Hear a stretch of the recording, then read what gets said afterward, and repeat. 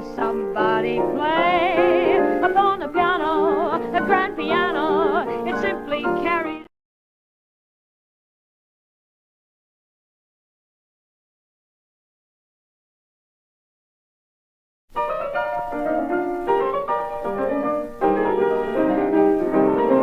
I love the piano, I love the piano. I love to hear somebody play upon a piano, a grand piano. It simply carries me away. I know a fine way to treat a Steinway. I love to run my fingers o'er the keys, the ivories, and with the pedal I love to meddle when Paderewski comes this way. I'm so delighted if I'm invited to hear the long-haired genius play. So you can keep your fiddle and your bow, give me a piano. Oh, I love to stop right beside an upright or a high-tone baby grand.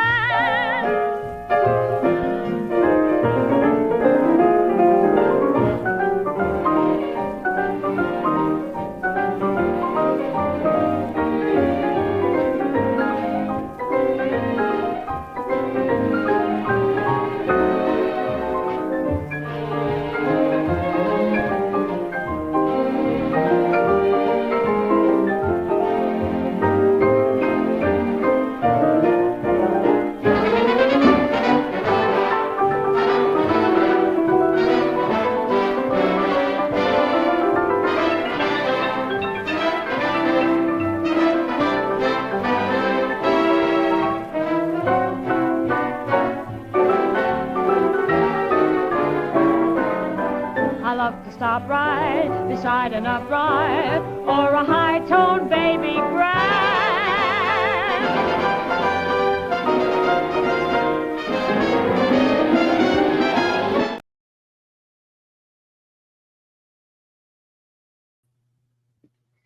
Happy Wednesday, everyone, and welcome to the latest edition of Richard Skipper Celebrates. Who or what are you celebrating today? For those of you who are here for the first time, welcome. My show is all about celebrating life, celebrating art, celebrating the artists that create the art. And of course, that was Irving Berlin's I Love a Piano from the great 1947 movie, Easter Parade. But today we're going to be celebrating the pianists that make the music come to life.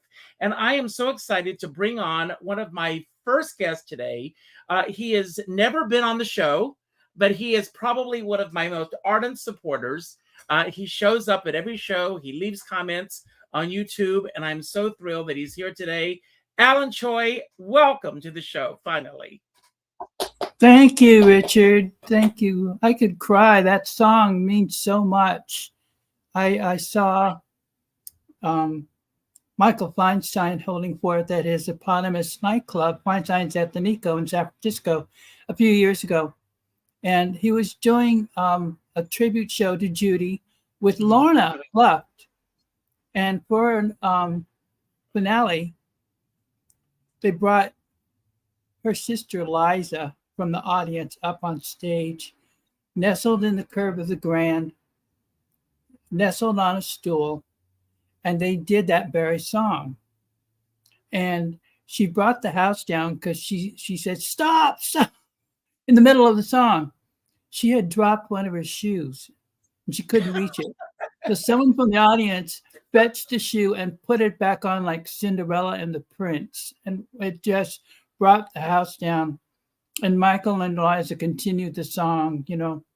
So I was thinking of that song earlier today and that experience at Feinstein's. Well, Alan, I want to tell everyone, first of all, you and I met years ago when you were the, I guess, resident pianist at Martuni's in San Francisco. And then was it 2009 that you and I ended up at an event celebrating Carol Channing, and you were the pianist for that event as well. You really created quite a reputation for yourself, a good one, in San Francisco, playing for a lot of special events. When, where, and how did your love of piano first begin? At church and at home and school and everywhere. Um, I was so intrigued with the way the keys on a church organ with the cantilevered edges would depress, because they were not like perpendicular like a piano key edge.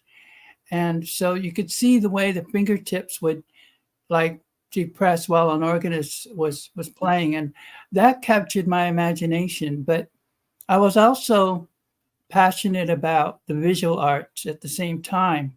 Mhm. So as much as I had a strong penchant for music and the piano and all, and when we were growing up, we were very blessed and fortunate to have gone to everything: concerts, ballet, opera, symphony, musicals. I mean, you name it, and all different kinds of styles. Because growing up at Berkeley, it's already diverse and very eclectic.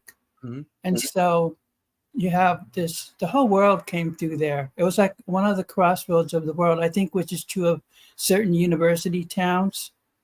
And so the piano resonated in more ways than one, because I had a toy piano when I was a toddler. And my sister, before she passed a few years ago, reminded me that she was thinking about when I was like barely walking, I was already picking up melodies on the toy piano. And from there, it just kind of really took off. And then the whole family appreciated music, even though it wasn't their, individual professions. But mom had a great ear for picking up tunes, and she would sing around the house. And it was like she knew the whole catalog of, for instance, like Jerome Kern, because one of his colleagues and predecessors was Rudolf Rimmel. And my parents were personal friends of composer Rudolf Rimmel, who was out of the operetta era that really had a huge influence on Rudolf Rimmel and Oscar Hammerstein and others. So that's part of it. Well, how fortunate you were. I mean, when you were describing the crossroads of the world coming there, that's exactly what Carol Channing used to talk about her childhood. She was exposed to the arts, and it's very, very important. We all know, for those of you out there who don't know, when funding starts getting cut, the first thing to go, inevitably, are the arts. And how lucky you were that you had parents that exposed you to all forms of art. I didn't have that growing up.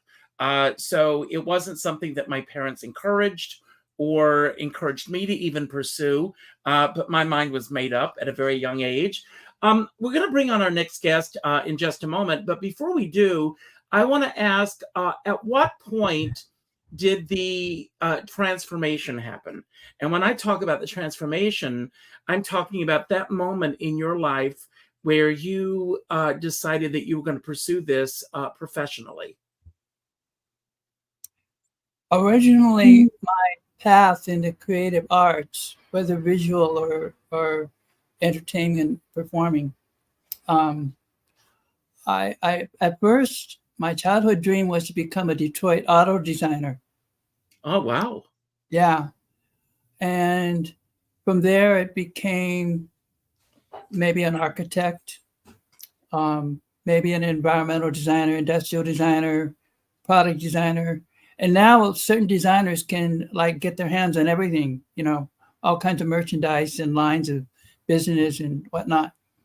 And when I got to my undergrad years at the University of California at Berkeley, I was going to enroll in the environmental design department, but they lost their federal funding. And one of my classmates said, "Why don't you try theater, technical theater arts?" And I said, "That's a great idea." So I transferred over to the Department of Dramatic Art, where That's where Gregory Peck got bit by the showbiz bug. He was Mm. pre-med years before, and he got cast as a perfect fit for a certain role, and from there it's like history. So my first assignment was in the on the costume crew as a dresser, and my first assignment was on a period costume drama with a huge cast and ensemble. And I was on my knees, and this is how I got bit by the theater bug. I was on my knees helping the men's ensemble with their cod pieces. Well, on As that note, I'm going to bring on our next guest. There's a lot there, but Michael Garin, I am so thrilled that you're here today. One of the hardest Hi. working men in the business. As a matter of fact, we're grabbing in between appointments today. So, Michael, thank you for being here. Oh, my Meet pleasure. Alan Choy, incredible musical artist himself from the West Hi, Coast. Alan. But Michael, when did it all begin for you? Well, I think, again, I was listening to what Alan was saying. I too had parents that made it very clear that my sister and I were going to go to the theater and that we were going to go see shows. And we grew up outside of Washington D.C., which was a very it's not like it is now.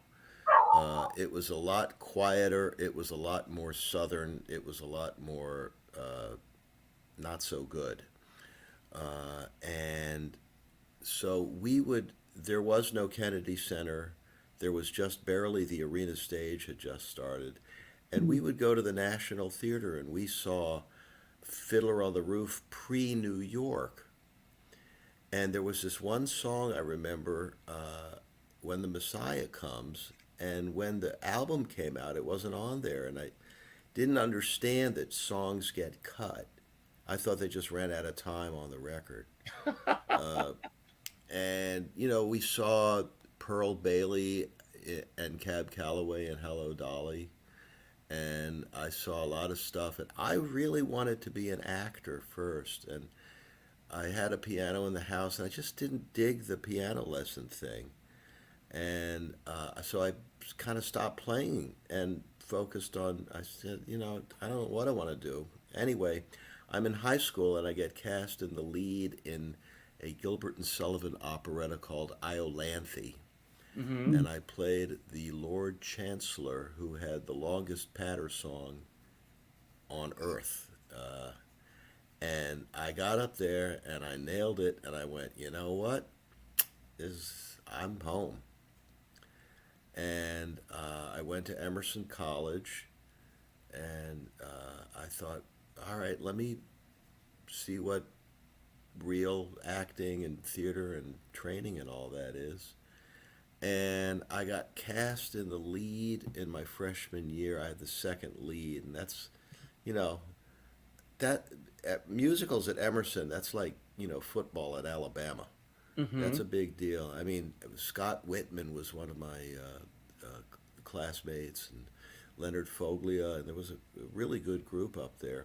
And I said, you know what? I'm going to go to New York, and I'm going to be an actor. And somebody heard me play piano in the one of the parties, and I thought, because I could play, I just didn't like lessons. And they said, you could play in New York. Excuse me, but when they heard you play at this party, were you just playing for the fun of it, or were you hired? Yeah. Okay. No. Playing piano for real? Nah, it never occurred to me. I just thought, I hated lessons. I quit. I'm gonna be Robert Preston. And they said, you could play in New York. I went, okay. And I based an entire adult life path on an offhand remark. And I went to New York, and I went to the neighborhood playhouse, and I walked from First Avenue and 42nd Street up to, inexplicably, I turned around at 79th Street and came down 2nd Avenue. And at 72nd and 72nd and 2nd Avenue, I had a job. So I started playing piano in a restaurant, and then I would go to the Lower East Side or the East Village and do these plays. I loved doing the plays, but It wasn't any money. There's cockroaches in the dressing room. And then I'd go back to the Upper East Side, and they say, before you play the piano, would you like a plate of shrimp scampi and a glass of Chardonnay? And I went, even I can figure this out. So I kind of stuck with that. And I did acting when it came along. And then I found out that, I can write songs for the theater, stay in the theater world, and not have to show up. I could not afford stage paychecks, but I could afford bar and restaurant paychecks. So I raised a family of 4, wife and 2 Wow. kids, playing piano at the Monkey Bar for 12 years. Oh my God. Wow. What a great story. Yeah. But, in the back of your mind, the acting career was always going to be the path that you were on. When did that shift for you? I think it shifted for, my first job as a performer in a New York audition came out of, I was at Great Adventure Amusement Park. And it was a horrible job, but it was the kind of job where, oh, you want to be a performer? Okay, go perform. 6 shows a day, 6 days a week for 6 months. The number 666 means something different to me now. And and we had to commute. I mean, this is Freehold, New Jersey. It's an hour and a half each way. So that's 3 hours in a car with a bunch of knuckleheads. And in the middle of that, I got an audition for a show at Goodspeed Opera House. And I thought, well, I used to play guitar, and they need like bluegrass guitar, and I'm a pretty good bluegrass guitar player at the time. And I auditioned, I did the dance combination, I read the scenes. Everybody in the rehearsal room came up and congratulated me because I thought I had nailed it, and then I didn't get it. And I went, you know what? This is a world that has so many variables that I can't control, and I don't have the resources to kind of hang in.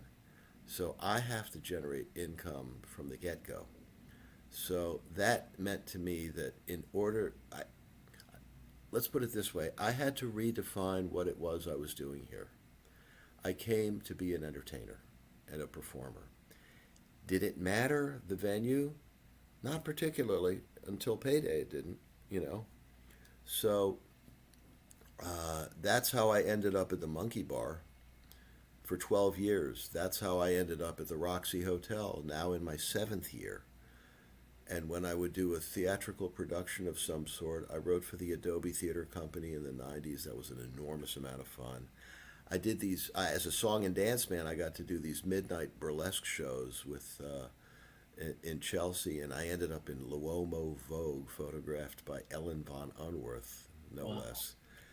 And then Song of Singapore is a direct offshoot of all of that. So, and I understudied on Broadway and Pump Boys and Dinettes. I apologize for my inability to keep.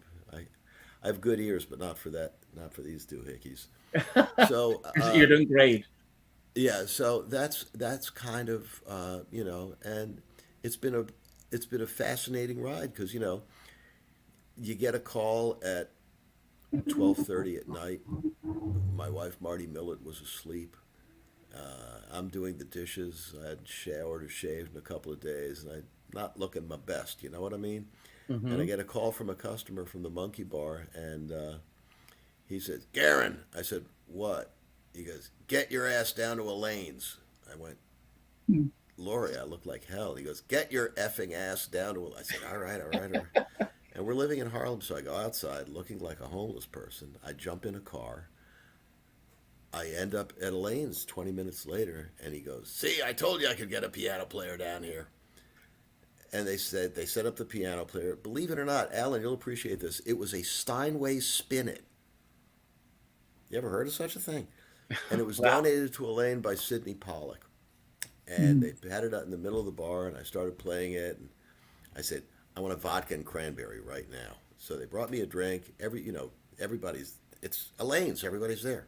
I'm playing. 20 minutes later, Elaine goes, God rest her soul. She goes over to me. I said, "Yeah." She goes, "You start Sunday. I don't think I can pay you." And I went, "Great. That's great." I get in the car, I go back home, I climb into bed. Marty wakes up, she goes, "You smell like vodka." I said, we have a I said, "We have a job at Elaine's." She goes, "Oh, that's nice." And we were there for 3 years every Sunday. Good for So you. you just, you keep, it's like a pinball machine. You just keep bouncing around. Well, I'm going to bring someone on who has also been on in every aspect of this business. He's one of my favorite people in the business, and that's Bob Egan. Hello, Bob. Hey, how you doing, We're Richard? getting a little echo, so I think you got it. I'm No, not we're still getting the echo. Do you You're have getting an echo. Do you have two windows open? No, I have one window open. Let me just see, because I usually have people here when I do these things. Yeah, but And we're getting a little bit of an echo. is it reverb maybe? No, it's an echo. Everything I'm saying is coming back at me. Okay, should I do the mute thing? No, I shouldn't do that. No. Oh, I only This have is one. live, everybody. Yeah, I only have the one thing open. Let me just double check, make sure there's nothing else open. There's nothing else right now open at all. Still, you're getting it. Testing. Yeah, it's Yes. there's an echo on everything. Okay, let me see what I can. Let me just I'll be right back on. Let me just see if I'm there's some kind of. I'm going to take you off for a second while you fix that. Or do you want to stay on camera? You can take me off. See Okay. if the reverb is on my channel, maybe, Okay. and I'll see if that's the case. Okay, I'll be right there. So, Alan, I want to ask you because I mean, both you and Michael there's something to me magical. I worked as a singing waiter at Marie's Crisis for years, and there's a certain mentality that it takes to do this night after night after night for as long as you do, dealing with who knows what's going to walk through that door. What, for you, Alan, was your process in terms of making every evening? And I never saw you when you seemed flustered or any of that, but what was your process for making it always seem very fresh for you? One of the foremost things about having an outlook on a gig in general is being grateful for it. You never know how long it might last. Some of these gigs have, bless their hearts, a revolving door or turnstile of middle managers, and lots of times inevitably politics might enter, into these matters of, just getting along. Mm-hmm. And sometimes their tastes might not be in the same mentality as the venue or the musician or the guests.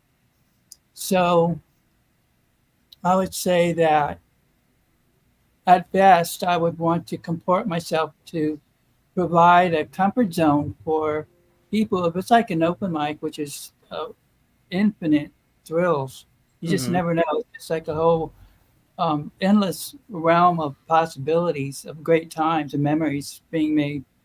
And you just want to help bring out the best qualities in people, whether they're listeners and or cheering on each other, taking turns at the mic, doing duets, group sing-alongs, So it's all good. You just never know what is going to be in hindsight, the beautiful logic that might come out of all of these memories and experiences. Because I think at best, all the blessings that we help manifest and co-create and share in and pay forward, it all adds up. It's very cumulative. I think it's almost like a concentric ring of beautiful reverberations and more. So, and it all helps connect us forever at best. I love that, and that's very well That's said. really cool. Yeah, I want to bring Bob back on for a second, and hopefully, I don't Bob. know if that helps. I did the echo Yes, cancellation. yes, that helps. That It was helps. the echo cancellation, right? Got it. Yes. So, Bob, I want to ask you. I mean, I have known you for years, and I've known you. But when did you first, with all the rooms that you played, you have this ability? And the last time I saw you was in Provincetown with the Screamers that were there that night. But you always have an ability to make whatever room you're playing in your own. When did you first become aware that you had that kind of a power? And what was the first room that you played that you really felt was yours? Well, I guess I have to go back to when I got my first job. I was in my second year of college, just out of that, and a bunch of friends. We only had to be 18 to drink then in New Jersey, and we all met at a place in Lambertville, New Jersey, in the summer. And it was a Wednesday night, and my friends from college were all hounding the owner to let me play the piano, which was just sitting there. There was no music on Wednesdays. And I was like, no, I was, not behind this. And finally they wore him down and he said, okay, one song. And so I know it was 1977. So I played Piano Man. And next thing you know, before the song's over, the entire place is all piled around the piano. They're singing, the place is going nuts. And the owner's doing this, like, keep going, just keep going and keep going. Next thing you know, my friends all had a round of drinks for free. And I knew right then and there that night, between that night and a night in college when I was at a party and they put me at a piano, and all of a sudden the party went from just being a mingled drinking party to everybody was piled around and became one around the piano. And I knew right then and there that I didn't want to be a concert pianist. I didn't want to spend a month, rehearsing for this one concert. I wanted to be with people every night. I love people. And all of a sudden I felt something that I just never, euphoric. It was just wonderful that I had no idea that I would play and that a whole room of people would all sing in harmony and just sing along, and it would transform the room. And so I just, I knew right then and there that's what I wanted to do. And I changed my major to performance, and I knew I didn't even want to be a teacher in the school system. And it just always happened. I just, I don't know, I guess I truly, genuinely love people. And the other thing I'll just add to this is that when I went into one of my first piano bars, it was probably around the same time, around 1977, 1978. I remember going to this piano bar and going up to the crowd around the piano, and they were singing like cabaret. And I remember like coming up and singing, and they all looked at me like, who are you? And I never felt so uncomfortable and unwelcome. Like there was a click at the piano and I wasn't part of it. And I said to myself right then and there, when I do this, nobody will come into the room and feel like I felt that night. Everyone will feel welcome. And I tell people to this day at my piano bars, we kid around, we call it the Church of Bob. But I said, the new face in the room may be your new best friend. And I'll always spend more time reaching out to someone that's there for the first time to really reach out to them, as opposed to someone that comes all the time. I'll just give that other person a little extra loving, because that's what's going to make them come back. And I don't want anyone to feel like I felt that first night. So I would say taking all those three experiences into, it's funny, you're the first person to ask me this. So I would say that taking all those three in is how I just sort of fell into how I run a room. Well, I want everyone to be welcome. I want to applaud you because, I remember when I first became aware of the piano bar scene in New York, that every piano bar, 88's had a vibe. The Duplex had a vibe. But Karen Miller and Rochelle, who were at 88's, the team that were the Duplex, no matter where you went, when you walked into those rooms, you were made to feel welcome.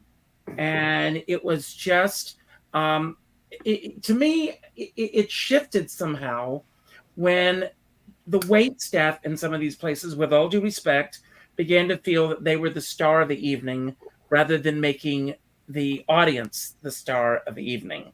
And I felt this shift in cabaret and piano bars and everything began to shift.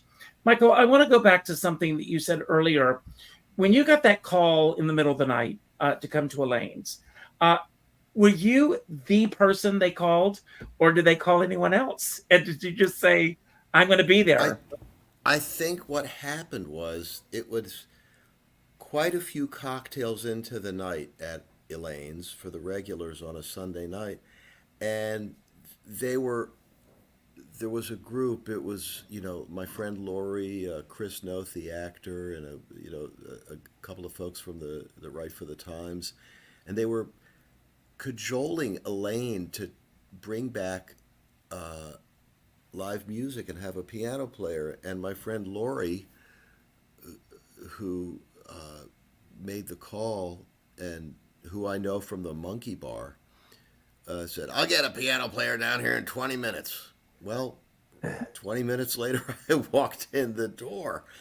But, it's interesting what you're saying. My performance life as in pianos was not really in what is called a piano bar. I didn't have people coming up and singing very, very Mm-hmm. much. These were mostly, on the east side, kind of like the Monkey Bar was kind of a pickup joint. And that that led to when I started there in the mid '90s, we had about 2 or 3 fist fights a week, Mm. which is not kind of what you think of. But you were not What's go- implicated in any of them, were you? well, I funny you should mention that.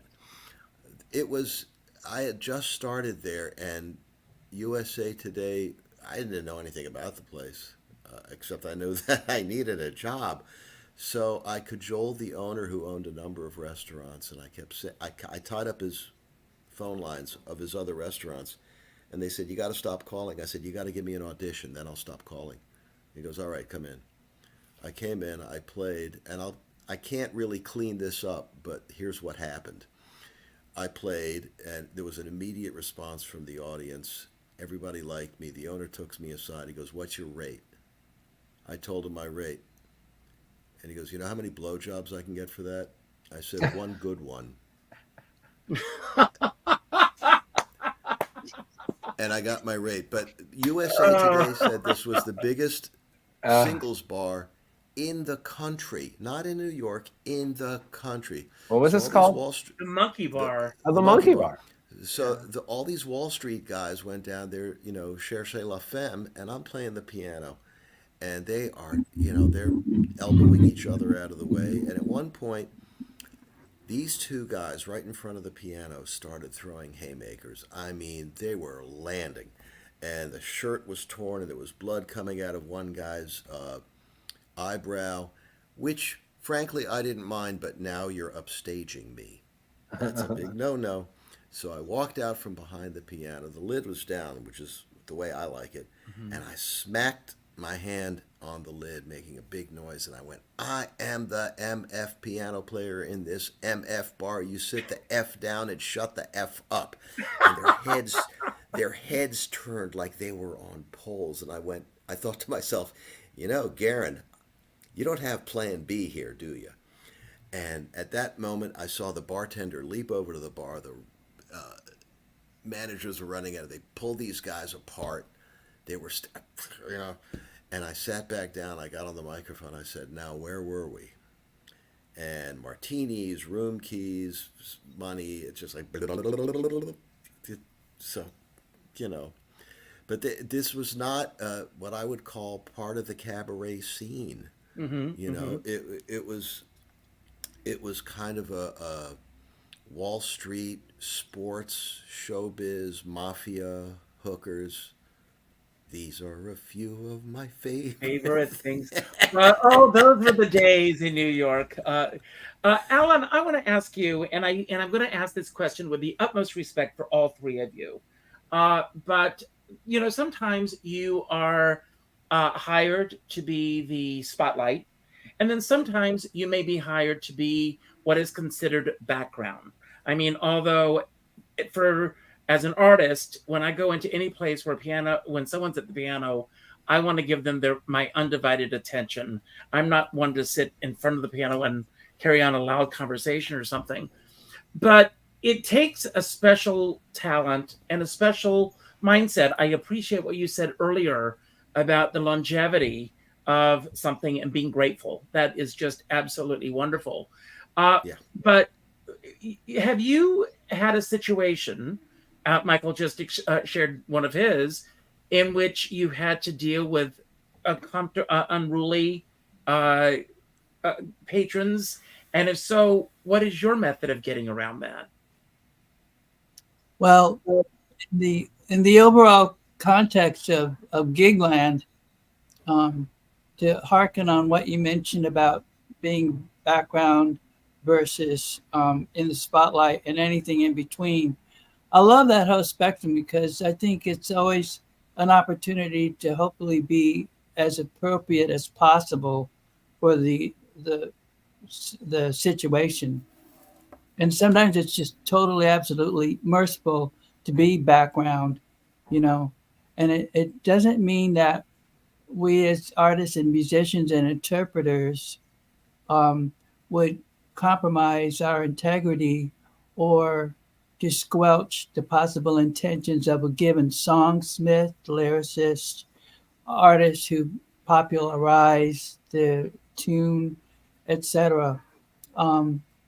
Because there are lives and legacies that are evoked and invoked, by music sometimes.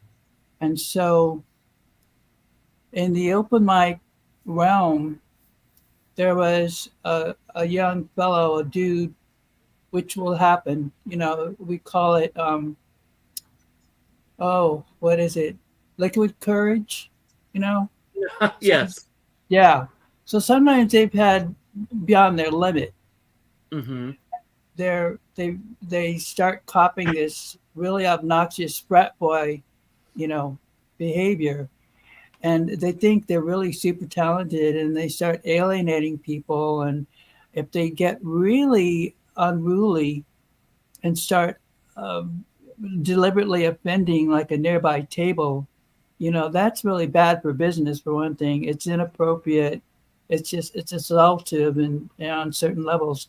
And at this given open mic, the musicians were given license to literally pull the microphone away from the offender, because the music would be amplified live into the front bar, and people can't see what's going on. We have to kind of really. Are you talking about Martuni's specifically? Yeah, not to mention Martuni's. No, yeah. Well, I know Martuni's very well. Bob, have you ever been to Martuni's in San Francisco? Michael, Bob? No. Marty and I just played at Feinstein's at the Nico in September, and we were on my way to my eldest son's wedding, which was not far away from there. So we spent more time, when we do go back, I'd love to check out Martuni's and it's one of spend my a little more favorite time places in the Bay Area. Bob, I want to ask you, Michael talked earlier before you came on about the trajectory of his career when he... I love listening to his stories. I did get to hear a lot of Michael's before I was on live. I enjoyed it, Michael. Oh, great. You've explained to us how it started to unfold for you, but you also, in addition to your own work, you've become very prominent also in terms of booking other people. When did that begin to happen, and how did that take off as a career for you? Well, I think it was all right around the same time that I started the cabaret back in the 86, 87. I was getting so many calls for jobs that I couldn't take because I was booked. And I was always out there. I'd play at a country club and I'd introduce myself to the banquet manager, make sure she had my card. So I was out there constantly making contacts, and then they would call me. But a lot of times I was booked because I kept busy, and I kept giving other piano players jobs. And I realized that I'm helping everyone else, and it's not coming back. It's not karma here. That happens. And I finally realized that I needed to start to really do a management agency to start booking people, because I also knew at that point, like as Michael and Alan know, like as you all know, like piano players are all different. Everyone has their little niche. If somebody tells me they really want Billy Joel and Elton John and they want 80s, I have some guys for you that are like, that's their thing.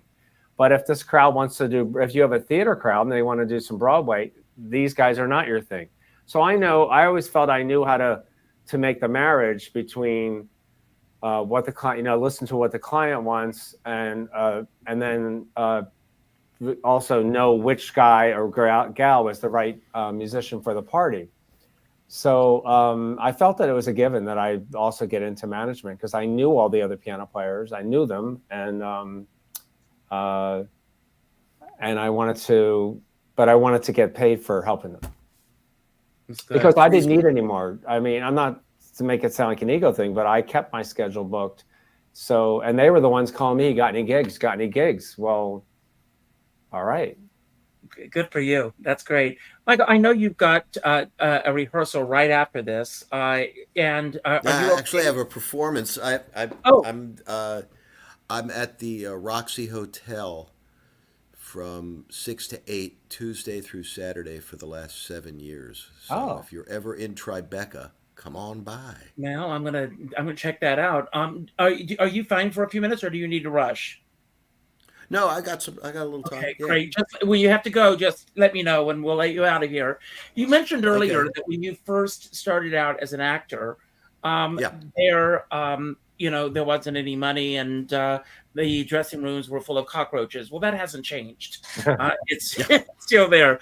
But when did you feel, or when did it begin to happen for you that you were able to be in control of your career by creating the career that you've created for yourself? I think a couple of turning points happened that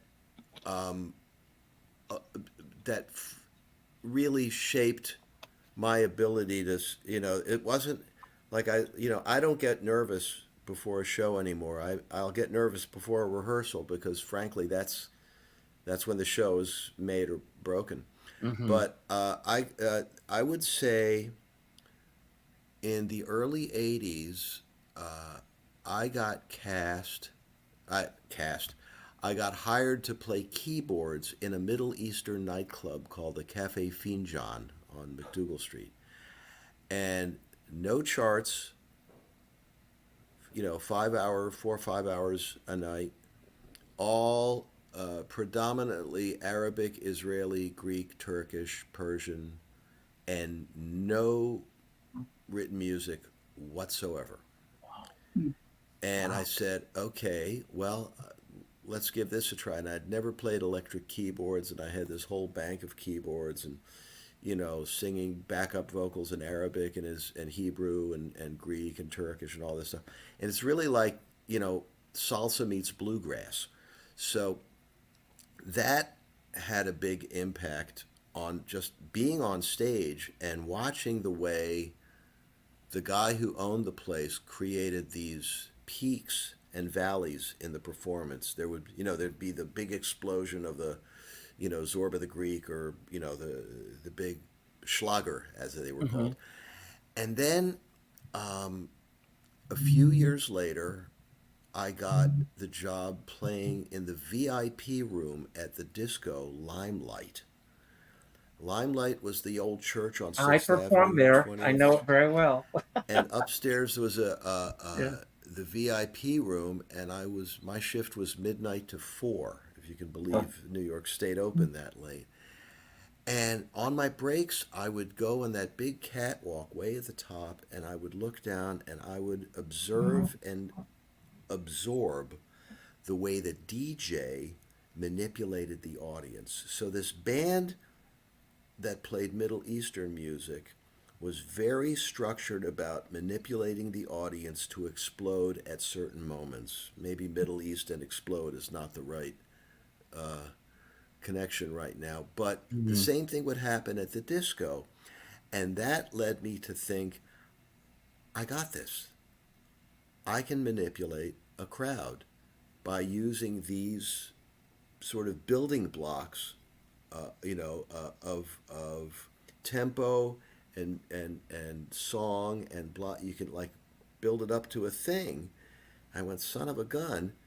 And when I got to the Monkey Bar in the mid '90s, I tore that place up. Wow. Because I knew that, for example, we were talking a little bit about background music. It's not background music, it's underscoring. I like that. Well, I stand corrected, and I like that much better.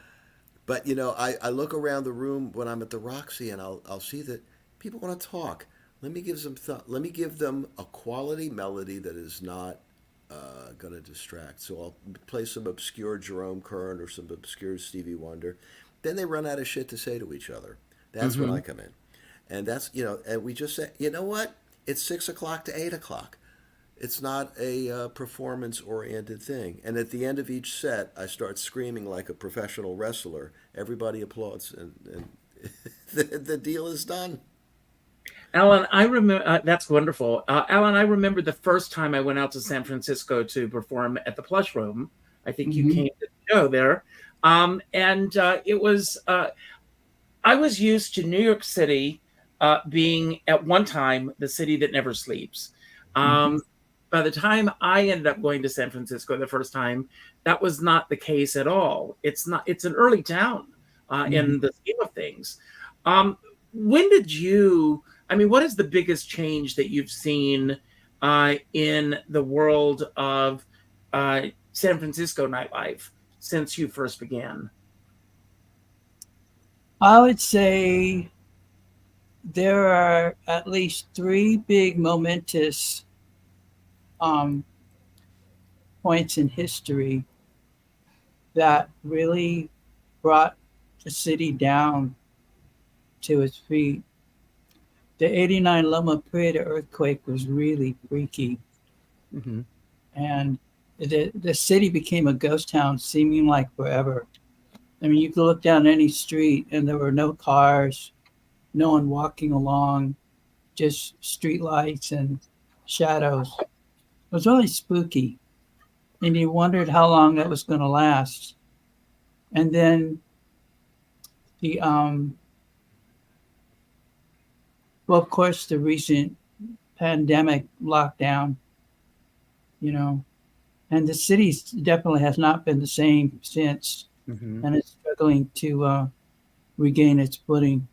But in between that, I'd say 2001, 9/11, right, which affected the whole world and beyond. I was at the Ritz-Carlton in the middle of a really long, multi-decade association and affiliation with the Ritz-Carlton chain. And there were guests who were stranded. And it was a test of people's hospitality and compassion towards one another. Put people up and make sure they're okay, and that they could contact their loved ones and just somehow get back home. And I mean, it was just really complicated. So there was a bazillion stories out there, one of which even ended up being a Broadway musical, right? Yeah. Absolutely. Come from away. Yes. Yeah. Bob, what do you think is the biggest change that you've seen in the nightlife scene since you first began? And the way, and do you market and promote yourself the same way now than you did at that point? It's changed a lot.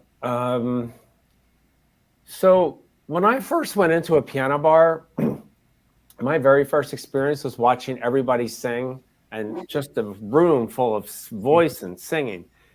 And then I went back to see a friend of mine play at Philadelphia, and I noticed nobody was singing. There was only one person singing, and it was him. And I started to see this trend of piano player singers that like didn't want everybody to sing along. They just were the singer. And I always missed everyone being involved. I loved having everyone being involved. So for many years, I was like known as like the king of sing along, you know, and I have these, I don't have one in my hand, but I have a book I made up. This has like 780 songs, everything from Broadway to pop to the whole Great American Songbook in the middle, Gershwin, Cole Porter, Rodgers and Hart, and all that. And then patriotic, Irish, everything. And these books just were like, I had them at every party, every piano bar. But then I noticed like probably in the last 10 years, the sing-along thing was just, in all my venues, was just drifting down. But at the same point, my cabaret world, I wasn't running a cabaret anymore, doing my showcases anymore. So what I was starting to do was do more of a showcase thing at the piano bar. So I get like, so it morphed from sing-along to, you know, I don't know, like anywhere from, I'd say, 12 to 29 singers a night that come in. You're talking like an open mic type of situation. Yeah, like an open mic thing. And some of them do songs that involve everybody and all that. But so my cabaret thing shifted, and kind of with the fact that nobody was really like, I'd be playing all those show tunes again and no one would be singing them anymore. And I'd be trying to get the room singing, and it was like pulling teeth. And then somebody would want to come up and sing. So I kind of got morphed into doing more showcasing of singers. And I really like it because I look at my nights as a workshop for them. I want them to get more comfortable performing. I want them to see other people perform. I want them to see why some people tune into this singer and turn off that one. How they can, you know, like what the essence of connecting with a room. So I look at my my open mic thing as like the platform it's a great growth thing for singers, especially singers that have like only had karaoke at their fingertips and they want to now try something like a step up. And I see people grow. And I always say, I don't care how good people are when they come in and sing with me, but what I do care is when a year later they're not any better. Right. It's not necessarily about their singing being better, you know. It's about that they haven't gotten anything from this experience, you know. And I've watched people who are terrified come in and sing with me the first time because they only sang with karaoke, and now they just get up there and they don't need the words, and they own the freaking room. And I love that because I know I made that happen. So that's where my thing has gone. Michael, you got to run. I got to run. It's been a pleasure, guys. Will you come back sometime, Michael? I'd love to have you here anytime. And Tuesday through Saturday, 6 to 8 at the Roxy, and one more show with Marty at Don't Tell Mamas this Monday. And I hope that you're going to add more performances because I really want to. Everybody I know who has seen this show is raving about it. So congratulations. 9:30. Don't Tell Mamas this Monday. Yes. I'll see you guys in Tribeca. Thank you. I'll take you off so you don't have to worry about Monday. I'm off Mondays. I'll be up on a Monday. Thanks. Great. Oh, I enjoyed listening to him. I enjoyed his stories. Oh, I love Michael. Did you know Michael before this? No, I don't think so. But Marty sounds familiar. Michael and Marty. Marty Millett. And Michael, you know, wrote Song of Singapore, you know, so great, wonderful career in this business. And was he a music director, did he say, for Pump Boys and Dinettes? He was one of the backup singers for that. Wow. But, you know, I talked about this before, and Alan, of course, and I don't know if you knew him, Bob, but Houston Allred, to me, was the first time that I walked into a piano bar in New York City. Houston Allred was playing. And he combined the best of both worlds with what you've done. He would have individual singers get up, and then he would have group sing-alongs. The first time that I ever sang in a piano bar in New York, Houston Allred was playing for me. We're going to wrap up everything in just a moment. And Bob, I'm going to put you on the spot because you do have a piano there. Would you take us out with a song? Sure. Are you set up for that, or? Well, let me just think which one. Take us But out give with me a song. give us a few minutes before you do that, because I'm going to give my final word, and then I'm going to turn it over to you, Alan, and then you can have your final word, and then we'll close with Bob and a song. So you can think about that for just a moment, Bob. But everyone, thank you for being here. It is World Pianist Day. As a singer, there are so many incredible pianists that I have worked with, musical directors, over the years, both in the theater and in cabaret and in piano bars. It's a special art. And I shout out to all of you. You know who you are. I've been truly, truly blessed. And I've known some of the best in the business. Some you may know, some you may not know. But if you're ever in an area where someone's at the piano, take a moment to go over and acknowledge them and to thank them for what they're doing. Because a lot of venues would rather have piped in music than to have live musicians. And there's nothing like the live experience. I end every show by telling everyone to go out and do something nice for somebody else without expecting anything in return. Go to your Facebook friends list, and the third name that pops up, reach out with a phone call. Not an email message, not a text message, not a private inbox message, but a phone call. And let that person know the impact that they have made on your life. And by doing so, you're going to make an impact on their life. I have a dear friend, Sean Moniger, and Sean says, we're all in the same storm, but we're in different size boats. And I always say, I don't care what size boat you're on, as long as you have a skipper by your side. And with that, I'm going to leave the screen, and Alan, it's yours. And when you finish, turn it over to Bob. It's all yours, Alan. Thank you. Thank you, Richard. I really appreciate this time together, and it's really a pleasure to meet Michael and Bob. And I love the stories and insights and hearing about their paths and experiences. And there's a lot of overlap, and there's a lot that all adds up to really shedding a much needed light on what we do. And I'm really grateful for a beautiful mixture of gigs through time, where you get to say yes when there's an offer to do a stretch, and to create new memories. So anyway, I think there was a Leonard Bernstein quotation. This will be our reply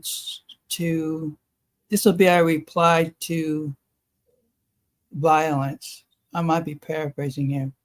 To make music more beautifully, more intensely, and more devotedly than ever before. So thank you all for today. Thank you. It's good to meet you. Okay. So, boy, I don't know. Like it's always funny when you know thousands of songs. It's like put on the spot, which one? But somehow I love gorgeous melodies, and to me, this is one of the most beautiful melodies ever written. Of course, I don't know that Michel Legrand ever wrote a melody that wasn't gorgeous.